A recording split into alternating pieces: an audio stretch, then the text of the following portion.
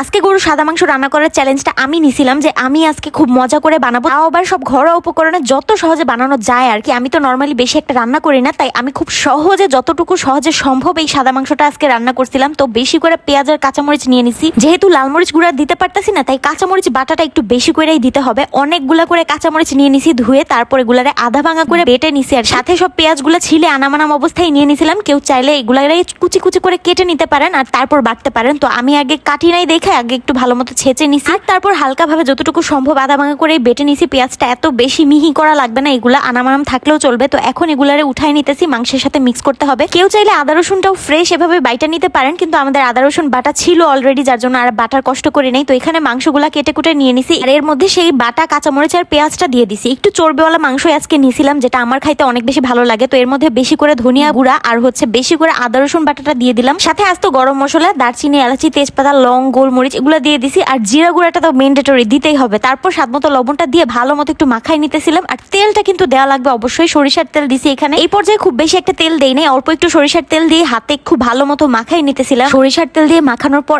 এত সুন্দর একটা স্মেল আসতেছিল, আমি খুব ভালো মতো মশলা মাসলি সহ মাখাই নিছি। আর তারপর একটা দুধের প্যাকেট কেটে এর অর্ধেকের চেয়ে একটু বেশি দুধ এই মাংসের মধ্যে মিশাই ফেলবো। এটা যেহেতু হাফ লিটারের একটা প্যাকেট, তার মানে হইলো আমি এই 1 কেজি গরুর মাংসের মধ্যে প্রায় 1 পার্ট চাইতে একটু বেশি দুধ এখানে অ্যাড করে দিছি।